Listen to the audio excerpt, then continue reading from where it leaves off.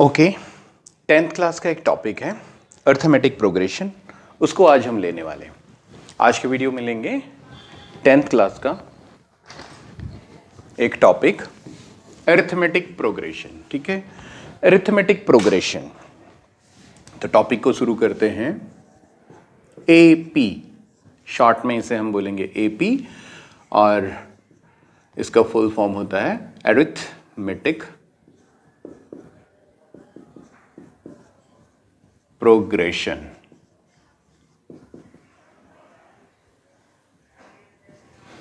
Arithmetic progression क्या है? Arithmetic progression, तो ये समझने से पहले प्रोग्रेशन को समझ लेते हैं। अगर मैं आपसे पूछूं प्रोग्रेशन, इसका क्या मीनिंग होगा?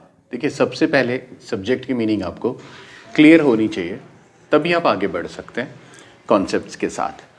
कॉन्सेप्ट्स मेकिंग में सबसे इंपॉर्टेंट पॉइंट यही होता है कि आपके जो सब्जेक्ट के पॉइंट्स हैं वो आपको अच्छे से क्लियर हों पहले। टॉपिक, किसी भी टॉपिक पे जब आप शुरू करते हैं कुछ पढ़ना, तो सबसे पहले आप यहीं पे फोकस किया करो कि आपको वो टॉपिक क्लियर हो, वो कहता क्या है, what does it mean by progression, है ना। प्रोग्रेस है तो क्या है प्रोग्रेस, किस चीज़ का प्रोग्रेशन? प्रोग्रेशन जो वर्ड बना है ये प्रोग्रेस से बना है। अब प्रोग्रेस किसको बोलते हैं? प्रोग्रेस का मतलब है आगे बढ़ना। कोई चीज़ आगे बढ़ती है तो प्रोग्रेस होती है ना। प्रोग्रेशन मीन्स आगे बढ़ना। तो जैसे देखिए, कुछ एग्जाम्पल्स लेते हैं हम लोग। अगर मैं यहाँ पे कुछ एग्जाम्पल्स लेता हूँ, नंबर सीरीज की बात करते हैं, मैथमेटिक्स की बात कर रहे हैं, नंबर सीरीज की। 2 मैंने लिया है, उसके बाद मैं इसे 5 कर देता हूँ, और फिर ये 8 हो जाता है, फिर ये 11 हो जाता है, और इस तरीके से आगे प्रोसेस करता चला जाता है। तो यहां हमने जो लिखा है वो एक नंबर सीरीज है, 2, 5, 8, 11। और अगर मैं आपसे पूछूं कि ये नंबर सीरीज एक प्रोग्रेस है, क्या यहां कुछ प्रोग्रेस करता हुआ नजर आ रहा है आपको? तो डेफिनेटली आप कहेंगे कि हाँ, यहां पर प्रोग्रेस नजर आ रही है, प्रोग्रेशन है। 2 है वो 5 हो गया, 5 से 8 हो गया, 8 से 11 हो गया। This is a progress. Okay, so this is a progress. तो प्रोग्रेस को हम समझ गए, प्रोग्रेस हो रही है तो हम कहेंगे कि ये एक प्रोग्रेशन है। ओके, अब जरा बात करते हैं अरिथमेटिक, ये क्या चीज है? Arithmetic progression. तो मैथमेटिक्स की अपनी ब्रांचेस आपने सुनी होगी, अरिथमेटिक भी आपने सुना होगा। अरिथमेटिक मैथमेटिक्स एक ब्रांच है। अरिथमेटिक में हम नंबर्स के साथ डील करते हैं। तो अरिथमेटिक प्रोग्रेशन का मतलब है कि हम नंबर्स की प्रोग्रेस की बात कर रहे हैं।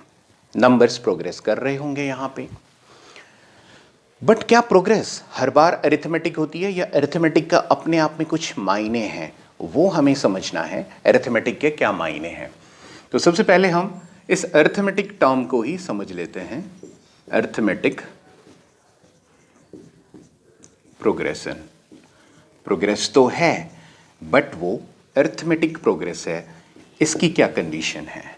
कंडीशन फॉर अरिथमेटिक प्रोग्रेस, यानी इसके लिए हमें कंडीशन डिफाइन करनी होगी कि अरिथमेटिक प्रोग्रेस कब कहेंगे, उसकी कुछ कंडीशंस हैं। अरिथमेटिक प्रोग्रेस किसको कहेंगे?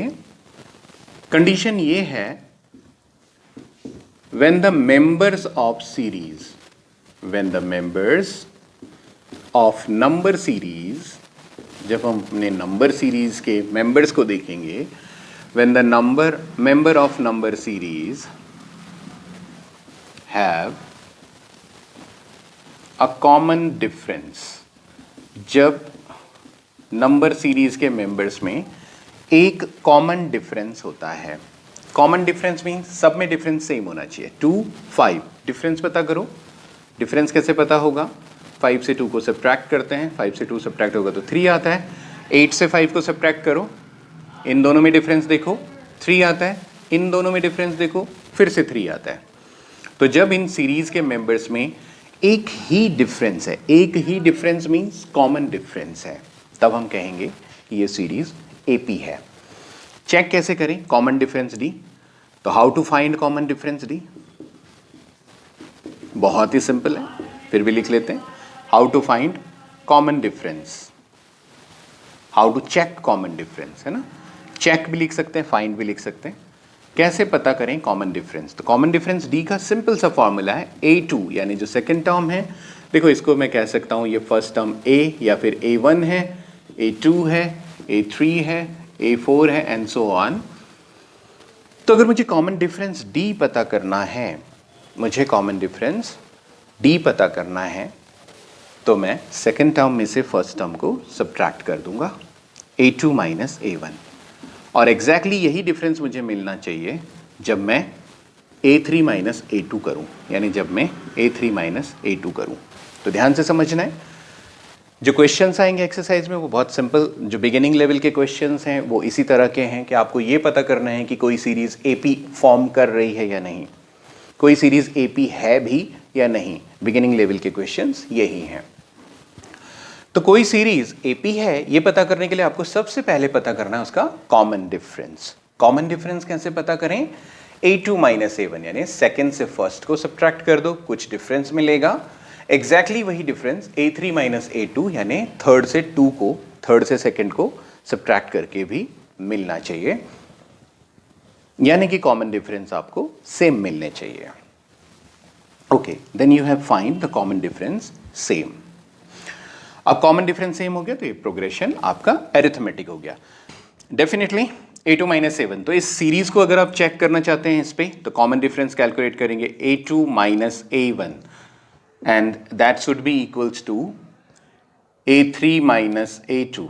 सो 5 minus 2 is 3 and 8 minus 5 is 3, so it has a common difference. तो मैं इसको बोलूंगा कि दिस इज एन AP।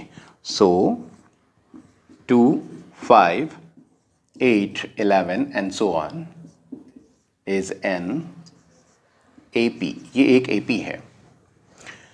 क्यों AP है? कंफर्म हुआ।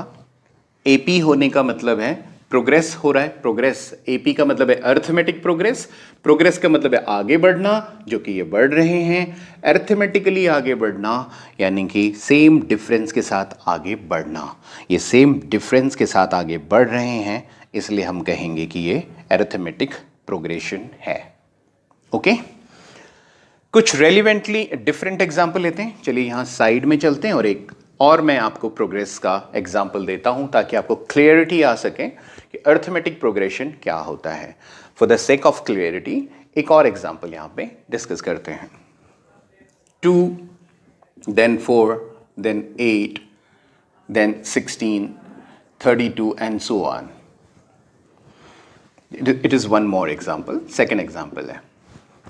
तो अगर मैं आपसे ये पूछूं यहां पे कि क्या ये एक AP है, इज इट एन AP, या सिंपली AP पूछने से पहले मैं आपको ये पूछ लेता हूं क्या ये प्रोग्रेस है। फंडामेंटल्स पे चलते हैं और बात करते हैं क्या ये प्रोग्रेस है। आपको लगता है कि ये प्रोग्रेस हो रही है? प्रोग्रेशन, आप इसे प्रोग्रेशन कहना चाहेंगे या नहीं? प्रोग्रेशन कहने के लिए आपको क्या देखना होगा? क्या ये बढ़ रहा है? अगर ये बढ़ रहा है तो ये प्रोग्रेशन है। Simple, 2, 4, 8, 16, 32. Of course, these numbers are increasing. And if the numbers are increasing, then this is a progress. Okay? It's very simple. It is a progress. Progress तो ये है, बट क्या ये अरिथमेटिक प्रोग्रेस है? तो अब आपको अरिथमेटिक प्रोग्रेस पता लगाना है कि क्या ये अरिथमेटिक प्रोग्रेस है, तो आपको इसके ऊपर अरिथमेटिक वाला टेस्ट कंपाइल करना होगा। What is arithmetic progression? Arithmetic progression होने के लिए कंडीशन क्या है? कंडीशन है कि मेंबर्स के बीच में सेम कॉमन डिफरेंस, मतलब कॉमन डिफरेंस होना चाहिए, सभी मेंबर्स में डिफरेंस कॉमन होना चाहिए। तो चलो चलते हैं, देखते हैं क्या इनके मेंबर्स के बीच में डिफरेंस कॉमन है या नहीं। तो डिफरेंस की कॉमन चेक करने के लिए हम यहां पे आ गए। So what will you do? A2 minus A1, common difference find करने के लिए क्या करेंगे? A2 माइनस A1, कंडीशन है A2 माइनस A1 और इसे इक्वल आना चाहिए A3 माइनस A2 के। तो जरा चेक करते हैं। A2 is 4, A1 is 2 and similarly A3 कितना है? 8 है और ये 4 है। अब जरा चेक करते हैं ये सही आता है कि नहीं। 4 माइनस 2 2 आएगा, 8 माइनस 4 4 आएगा और ये इक्वल नहीं है। ये प्रोग्रेस है, बट ये प्रोग्रेस AP नहीं है। This progression is not arithmetic type of progression. यानी आप यहाँ पे एक बात और समझ गए होंगे कि प्रोग्रेस का मतलब हर बार अरिथमेटिक प्रोग्रेस नहीं होता। बाय द वे ये जो प्रोग्रेस है, ये अगर आप देखेंगे तो ये सेम डिफरेंस पे नहीं है, ये डबल होते जा रहे हैं। तो फर्स्ट मेंबर 2, ये डबल हो गया तो 4 हो गया, फिर 4 डबल हो गया तो 8 हो गया, 8 डबल हुआ तो 16, 16 डबल हुआ तो 32। तो ये जो सीरीज है ये डबल होती जा रही है। इनमें कॉमन डिफरेंस नहीं है, इनमें कॉमन फैक्टर है। It is increasing by a factor 2। ये 2 था तो ये 2 इंटू 2 है, फिर ये 2 इंटू 2 इंटू 2 है, और फिर ये 2 इंटू 2 इंटू 2 इंटू 2 है। देखिए फर्स्ट टर्म 2 है, 2 इंटू 2 4 है, 2 इंटू 2 इंटू 2 8 है, 2 इंटू 2 इंटू 2 इंटू ये 16 है। इस तरीके से ये प्रोसेस चल रहा है। तो यहाँ पे एक सेम नंबर या एक सेम वैल्यू ऐड नहीं हो रही है, यहाँ पे एक सेम वैल्यू मल्टीप्लाई हो रही है। यानी ये फैक्टर इनका कॉमन फैक्टर है, इनके फैक्टर्स कॉमन है। तो ये हमारे सिलेबस का पार्ट नहीं है। बाय द वे ये जो सीरीज है इसे हम बोलते हैं ज्योमेट्रिक सीरीज। तो ये जो सीरीज होती है ये ज्योमेट्रिक सीरीज है, या फिर इसे आप ज्योमेट्रिक प्रोग्रेशन भी बोल सकते हैं, क्योंकि प्रोग्रेस तो ये भी है, प्रोग्रेस तो ये भी है, बट ये अरिथमेटिकली प्रोग्रेस नहीं कर रहा है। अरिथमेटिकली प्रोग्रेस करने का मतलब है, अरिथमेटिकली प्रोग्रेस करने का मतलब है कि कोई चीज़, कि कोई नंबर सीरीज एक फिक्स वैल्यू के साथ बढ़ रही है, उसमें एक फिक्स वैल्यू ऐड होती चली जा रही है। एक फिक्स वैल्यू अगर ऐड होती जा रही है then it is an arithmetic progression. एक फिक्स नंबर अगर मल्टीप्लाई हो रहा है तो वो ज्योमेट्रिक प्रोग्रेशन है, वो अरिथमेटिक प्रोग्रेशन नहीं है। ज्योमेट्रिक प्रोग्रेशन 10th क्लास के सिलेबस का पार्ट नहीं है। अरिथमेटिक प्रोग्रेशन को 2, 5, 8, 11 इस तरीके से लिखा। अगर मैं इसे जर्नल फॉर्म में लिखना चाहूँ, एक जर्नली मैं अगर इसको डिफाइन करना चाहूँ कि जर्नली ये क्या होगी, तो हम क्या लिखेंगे? Journal form of an AP, journal form of an AP. एक अरिथमेटिक प्रोग्रेशन का जर्नली क्या फॉर्म हो सकता है, जर्नली वो क्या हो सकती है? तो चलिए, आपने मान लिया कि आपका फर्स्ट टर्म, आप कोई भी एक नंबर सोच के अपने माइंड में रख सकते हैं। ए मान लेते हैं, आपने एक नंबर सोचा ए, ओके। अब आपने इसमें कुछ ऐड कर दिया डी, ओके। ए में आपने डी ऐड कर दिया, डी कोई दूसरा नंबर है, ए एक नंबर है जो आपने पहले सोचा, डी एक कोई और नंबर है, आपने उसमें ऐड कर दिया ए एंड डी। तो पहला हो गया आपका, आपने पहले प्लेस पे लिख लिया ए, अगली प्लेस पे लिखा आपने ए प्लस डी, फिर नेक्स्ट प्लेस पे आपने लिखा ए प्लस डी। ये तो इतना तो ये पहले से हो गया था। ए प्लस डी में आपने एक और डी ऐड कर दिया, ए प्लस डी में एक और डी, फिर कॉमा, फिर आपने ए प्लस डी में एक और डी ऐड कर दिया। जरा सोचो, अगर आप ऐसा करेंगे तो ये जो टर्म्स होंगे इन सब में क्या डिफरेंस है? क्या इनमें कॉमन डिफरेंस डी है? इसमें और इसमें कितने का डिफरेंस है? डी का। इस पूरे में और इस पूरे में कितने का डिफरेंस है? डी का। तो इन सभी टर्म्स में डी का ही डिफरेंस है। इसको मैं थोड़ा समराइज करके, सिंप्लीफाई करके लिख सकता हूं, ए प्लस डी, और इसे मैं लिख सकता हूं, देखिए a d d like term है तो ऐड हो जाएंगे, a plus 2d, a d d d तीनों लाइक टर्म है तो ऐड हो जाएंगे, a plus 3d and so on. ये सीरीज इसी तरह से आगे प्रोसेस करती रहेगी। तो हम कह सकते हैं कि एपी का जो फर्स्ट टर्म होता है वो ए होता है, जो सेकंड टर्म होता है वो a प्लस डी होता है। यानी फर्स्ट वाले टर्म में आप कॉमन डिफरेंस को ऐड कर दीजिए, जो एक डिफरेंस आप रखना चाहते हैं। आप d का डिफरेंस रखा आपने इसमें और इसमें, तो इन दोनों में एक डिफरेंस आ गया। सेम यही डिफरेंस आपने इसमें ऐड कर दिया, यानी थर्ड टर्म में आपने अगेन एक डिफरेंस ऐड कर दिया। तो ये a था, इसमें एक बार डिफरेंस ऐड हुआ है, इसमें दो बार डिफरेंस ऐड हुआ है, यानी इसमें और इसमें एक डिफरेंस का डिफरेंस है, इसमें और इसमें एक डी का डिफरेंस है, सब में सेम डिफरेंस आ जाएगा। That is the fourth term, that is fourth term and so on. इस पैटर्न को अगर हम ठीक से स्टडी करें तो हम देखते हैं, जब फर्स्ट टर्म आ रहा है, देखिए जो 1 2 3 4, एन को अगर मैं ले लूं, लेट, अगर मैं कर लेता हूं लेट n है नंबर ऑफ टर्म का नंबर है n, है ना, number.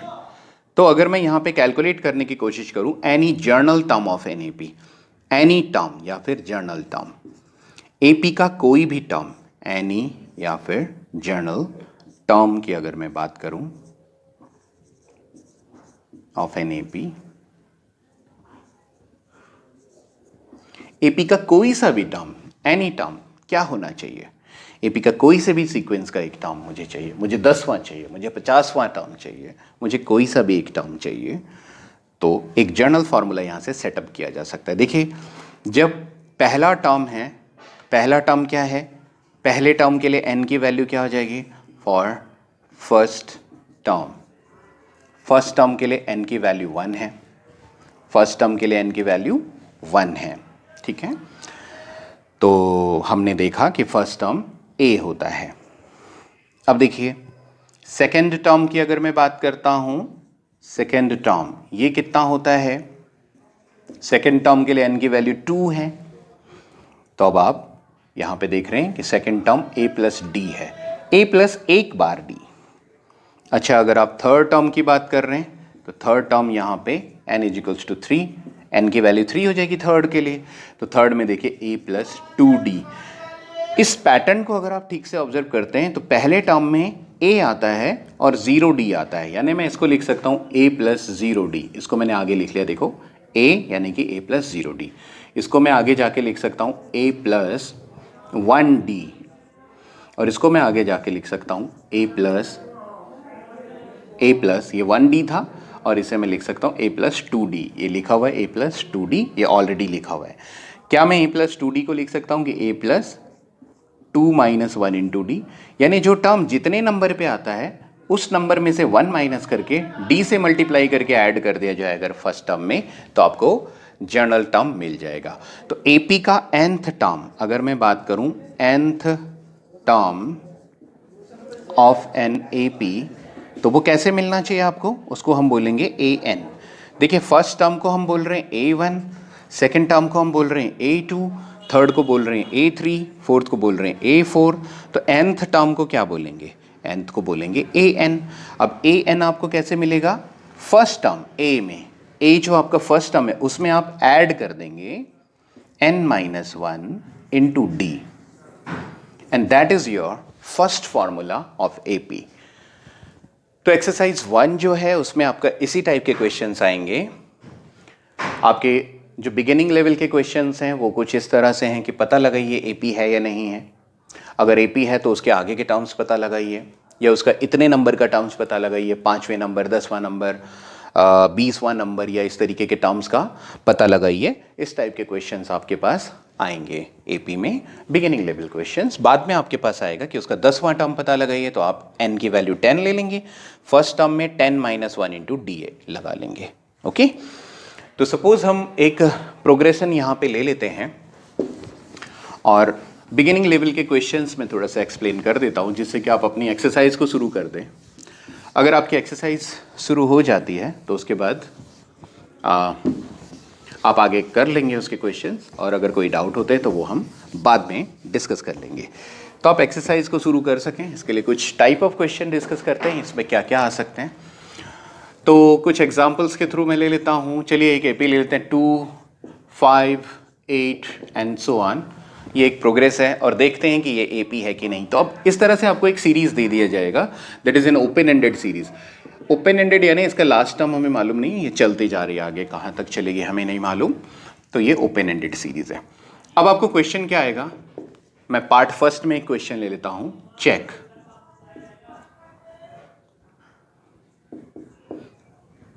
check whether the given series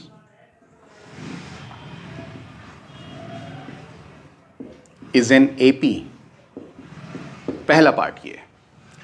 तो पहला टाइप ऑफ क्वेश्चन ये बनेगा कि चेक करो क्या ये AP है। ओके, क्या ये AP है। तो कैसे चेक करेंगे आप ये AP है या नहीं, क्या तरीका है इसको चेक करने का, ये AP है या नहीं। कॉमन डिफरेंस, अगर इसके टर्म्स में कॉमन डिफरेंस है तो ये AP होगी, अदरवाइज नहीं होगी। तो मुझे दिख रहा है A1 A2 A3, so I will find D common difference जो कि होगा A2 माइनस A1 और इसे इक्वल होना चाहिए A3 माइनस A2 के। एटलीस्ट 3 टर्म्स हमारे पास होने चाहिए, 3 टर्म्स हमारे पास होने चाहिए ये कंफर्म करने के लिए कि कोई सीरीज अरिथमेटिक प्रोग्रेस है या नहीं। Okay, so 5 minus 2 gives you 3 and 8 minus 5 gives you 3, so both are correct, common difference is same, so the difference is common, difference everywhere same है तो ये एक AP है। ओके, तो आप बोलेंगे yes it is an AP। अब अगला क्वेश्चन आएगा, if it is an AP find, if it is an AP find its 10th term। अगर ये AP है तो ऐसे आगे चलते चलते चलते चलते 10वें नंबर पे क्या आएगा, यानी 10th टर्म पता करो। So what is 10th term? 10th term, nth term का कॉन्सेप्ट हम यहाँ पे अप्लाई करेंगे, nth टर्म का कॉन्सेप्ट, और 10th टर्म कैलकुलेट करेंगे। What is the formula for nth term? Formula for nth term is an equals to a plus n minus 1 multiplied by common difference d। तो हम common difference d से इसे multiply कर देंगे, तो देखते हैं an will give you what is a 2 plus n minus 1, so what is n? 10th term पता करना है आपको, 10th जो जिस सीक्वेंस का आपको टर्म पता करना है वही n है, तो 10 minus 1 into common difference d, so common difference d is 3, so 2 plus 10 minus 1 9 multiplied by 3, so that is 2 plus 9 3s are 27 and you will get 29।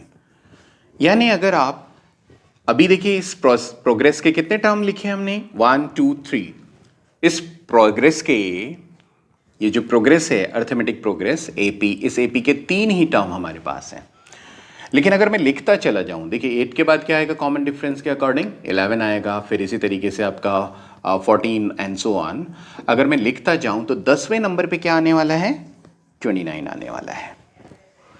तो ये टाइप ऑफ क्वेश्चन इसमें बनते हैं। ओके, तो इसमें कॉमन बनते हैं कि क्या ये AP है, AP है तो इसका A और D बताइए, तो A तो आपको पहले से पता होता है, आप सीधे बता देंगे, A यानी पहला टर्म है। कॉमन डिफरेंस बताइए, तो कॉमन डिफरेंस का फॉर्मूला है A2 minus A1 and A3 minus A2। तो अगर डिफरेंस कॉमन है तो आपने कॉमन डिफरेंस बता दिया और AP कंफर्म हो गया। AP कंफर्म हो गया तो AP के 10th नंबर का टर्म कंफर्म हो गया।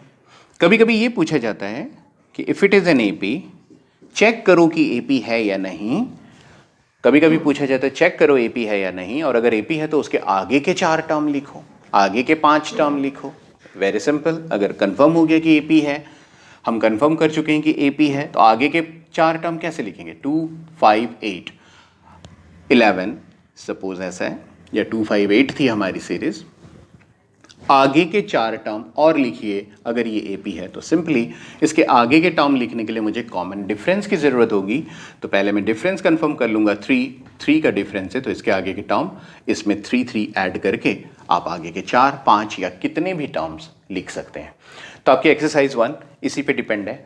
आपको पता करना है AP है या नहीं, आपको पता करना होगा AP है या नहीं। AP है तो आगे के कुछ टर्म्स आपको पूछे जा सकते हैं, AP है तो 10वें नंबर का 12वें नंबर का टर्म आपको पूछा जा सकता है। तो एक्सरसाइज पे आपके क्वेश्चंस इसी पे बेस्ड हैं, आप एक्सरसाइज कीजिए। अगर वो समझ में नहीं आते तो मुझे लिखिए। एक्सरसाइज आपको खुद से करनी चाहिए। कभी भी आप किसी भी क्वेश्चन को डायरेक्ट जाके सॉल्यूशन कहीं पे ना देखें, it will not help you at all. Questions यानी कि प्रॉब्लम्स, चैलेंजेस अगर आप नहीं लेंगे तो आपको क्वेश्चंस नहीं आएंगे। चैलेंज से आपको गुजरना ही है। प्रॉब्लम्स को डिज़ाइन किया होता है आपके लिए, प्रॉब्लम्स डिज़ाइन की गई हैं कि आप उन्हें फेस करो, लेकिन आप उन्हें स्किप करके सोचते हैं कि वो आपको समझ में आ जाएगी। प्रॉब्लम्स डिज़ाइन क्यों की जाती? अगर प्रॉब्लम्स में जाना ज़रूरी नहीं होता तो कोई आपके लिए प्रॉब्लम्स क्यों डिसाइड करता? कोई क्वेश्चंस क्यों डिसाइड करता? बस आपको सिर्फ पढ़ा दिया जाता, बता दिया जाता और एक्सरसाइज में क्वेश्चंस होते ही नहीं। आपको कुछ समझा दिया गया है, आपके ब्रेन में एक कॉन्सेप्ट इंस्टॉल कर दिया गया है। वो जो कॉन्सेप्ट आपके ब्रेन में इंस्टॉल हुआ है, अब आपको उसकी परीक्षा करनी है। आपको देखना है कि वो कॉन्सेप्ट आप किस हद तक आपके अंदर वो इंस्टॉल हुआ है, किस हद तक आप उस चीज़ को समझ पाए हैं। जो कब पता चलेगा? जब आप कुछ प्रॉब्लम्स फेस करेंगे। तो प्रॉब्लम्स आपकी बुक में दी हैं, इसका तुरंत सॉल्यूशन आप कहीं से ना ढूंढें, ट्राई करें। नहीं आता है, आप 2-3 बार परेशान हो जाते हैं, नहीं आता है तो उनको आप लिख सकते हैं, नीचे लिख सकते हैं, कमेंट्स कर सकते हैं कि ये वाला क्वेश्चन बहुत ज़्यादा टफ है, इस पे नहीं हो रहा है। जो क्वेश्चन सेलेक्टेड होंगे कि ये ज़्यादा ही टफ हैं, उन क्वेश्चंस को यहाँ पे कर दिया जाएगा। तो इसी तरीके से हम 1 बाय 1 सभी कॉन्सेप्ट्स को लेके आ रहे हैं।